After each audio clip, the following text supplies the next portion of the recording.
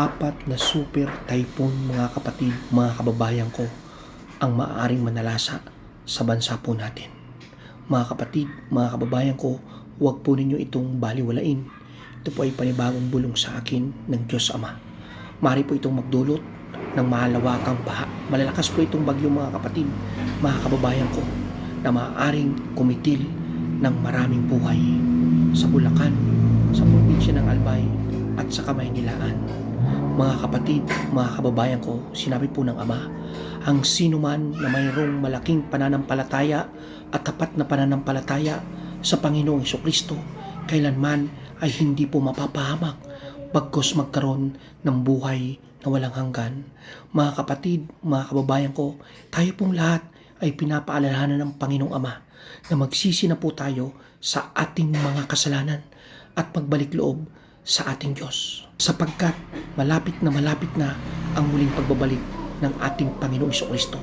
Mga kapatid, mga kababayan ko, lahat po tayo, hindi po natin alam kung hanggang kailan na lang po tayo dito sa mundong to. Wala po tayong kontrol sa ating kamatayan. Pero mga kapatid ko, mayroon po tayong kontrol kung saan mapupunta yung ating espiritu, yung ating kaluluwa pagkatapos nating mamatay dito sa ibabaw ng lupa. Pwedeng sa impyerno or pwedeng sa kaharian ng Diyos. Mga kapatid, mga kababayan ko, tayo pong lahat ay mahal na mahal ng Diyos Ama. Kaya ibinigay niya yung kanya nag-iisang bugtong na anak upang sino man ang sumampalataya sa kanya, kailanman ay hindi mapapahamak, bagkus magkaroon ng buhay na walang hanggan. Totoo po mga kapatid, mga kababayan ko, yung panibagong bulong sa akin ng Ama. Makakaranas po tayo ng 4 na super typhoon. Malalakas po itong bagyo at makakapagdulot po ito ng malalawak na baha sa Albay, sa Kamaynilaan at sa Bulacan.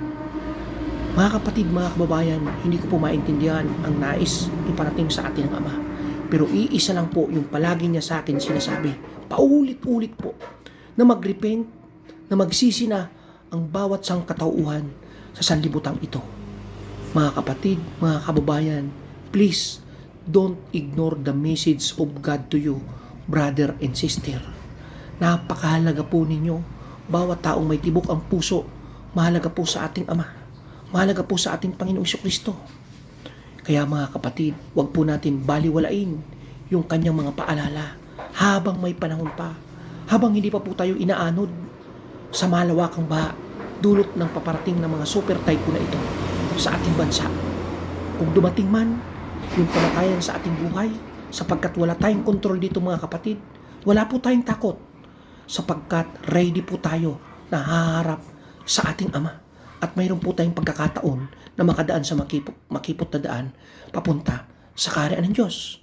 Kaya mga kapatid, mga kababayan ko, all of you, in-encourage ko po kayo, simulan na po natin linisin ang ating puso, ang ating isip, ang ating kaluluwa sa pamamagitan ng pagsisisi sa ating mga kasalanan.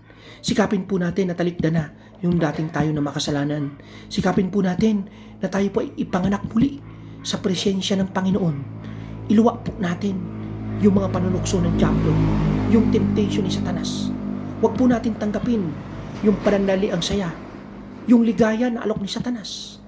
Sa bandang huli po mga kapatid, mga kababayan ko, patibong po yan para po tayo mapunta sa lawa ng apoy sa impyerno. Uulitin ko po mga kapatid, mga kababayan ko, 200 lang po yung ating nilalakaran sa mundong ito. Yung isa pong daan, napakakitid po.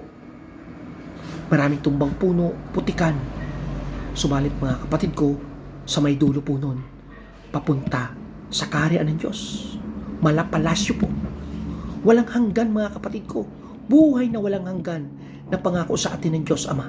Subalit doon mga kapatid ko sa isang daan na maluwag, punong-puno po ng magagarang sasakyan, maraming pera, maraming ginto, maraming kalayawan, maraming mga babae, maraming inumin, maraming kasayahan.